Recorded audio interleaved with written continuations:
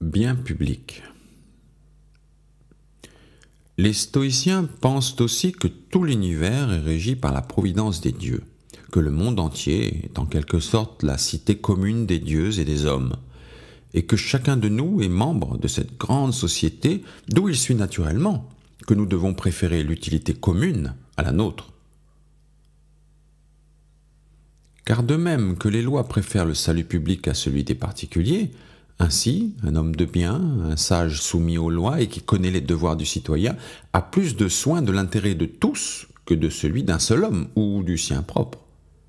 Et l'on ne doit pas trouver moins condamnable celui qui, pour sa propre utilité et pour son salut, abandonne la cause publique que celui qui trahit ouvertement son pays.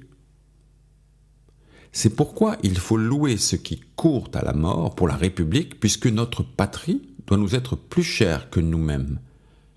Au lieu qu'on doit avoir en abomination le sentiment de ceux qui, disent-ils, ne se soucient pas qu'après leur mort les flammes dévorent toute la terre.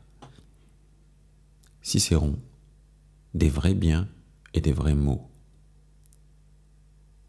Pour moi, je pense fermement que celui-là se rend coupable d'un grand crime qui se concilie la faveur populaire au détriment de la République.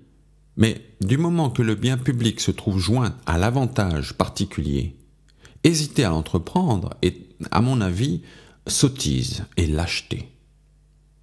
Salluste, lettre à Jules César. Il est bien démontré que plus un homme est au-dessus de ses concitoyens par le rang et le pouvoir, plus il prend à cœur le bien public. En effet, le commun des citoyens ne gagne au salut de l'État que la conservation de sa liberté, mais celui qui par son mérite s'est procuré des richesses, des distinctions, des honneurs, dès que la République ébranlée éprouve la moindre agitation, il faut qu'il dévoue son esprit à des soucis et à des travaux sans nombre. Outre sa liberté, il a sa gloire, il a sa fortune à défendre. Il s'empresse, il est à la fois partout.